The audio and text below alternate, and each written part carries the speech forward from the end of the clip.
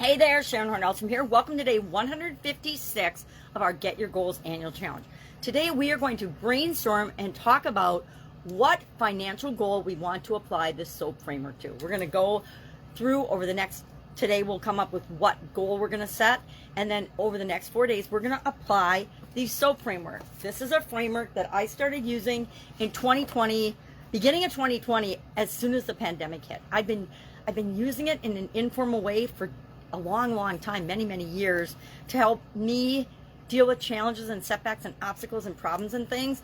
And it became my go-to problem-solving method, or opportunity choosing and select method. It helped me to decide what direction to make decisions I was going to go in different areas and aspects of my life. So I started sharing it to keep us moving forward during the Get Up and Go challenge. Every other month in 2020 and into 2021, all through 2021, we did a 30-plus day challenge every other month.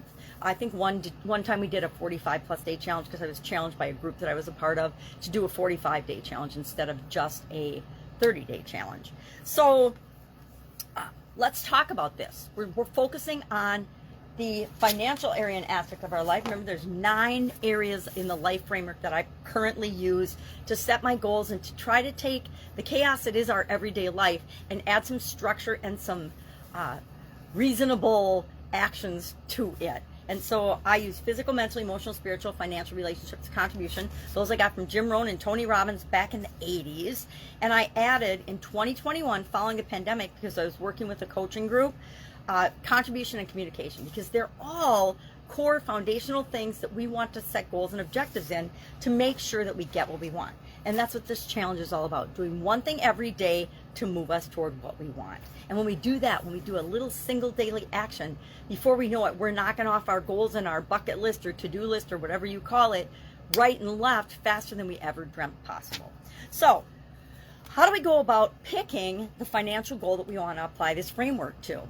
I've got a thing of 6 different things to consider, and then I'm going to give you some examples. 1, 2, 3, 4, 5, 6 or 7 examples of a goal that you could pick that we could apply the SOAP framework to.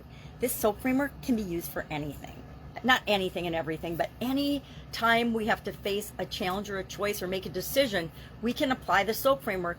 And part of the purpose of this challenge is to install that in our subconscious. So we've got a process that gives us the best results for us, and we just apply it automatically.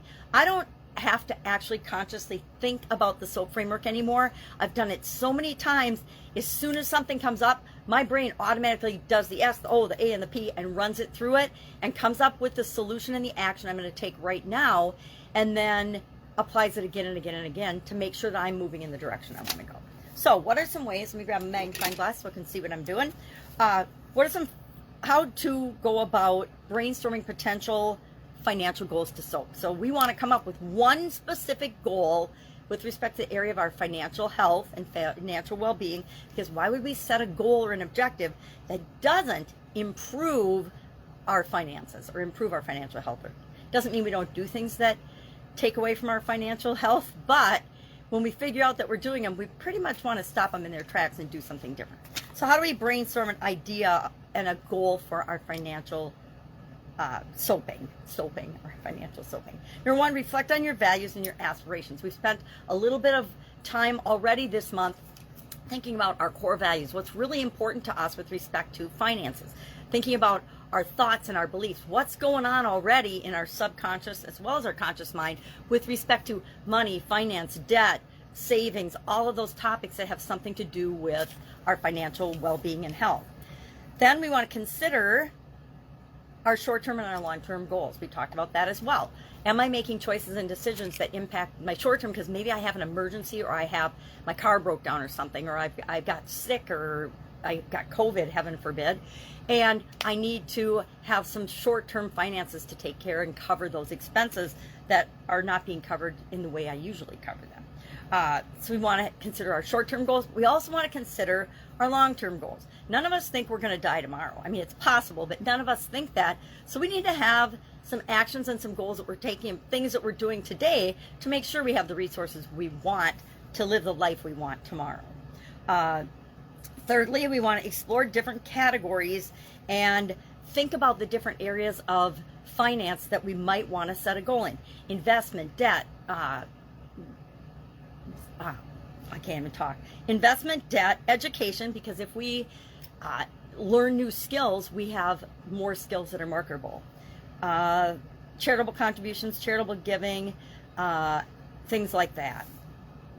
We want to use the SMART goals criteria. Is it specific, measurable? Is it achievable, relevant, and do I have it time bound? And we talk about that. And this isn't really specific to the SOAP framework, but it does come into consideration when we do our goals process at the end of the month. Seek inspiration from other people. If you don't know what goal to set, look around you and see what kind of things other people are setting for goals and objectives with respect to their financing. Maybe you don't want to make $1 million, but if you don't, or maybe you never even thought it was possible for you, but you see all kinds of people, different types of people making $1 million, and that becomes something that you realize you could do too.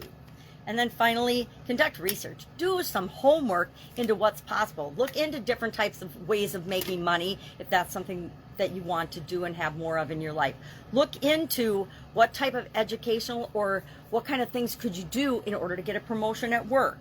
What are some ways that other people are making money? Maybe you could look at different possible side hustles, etc.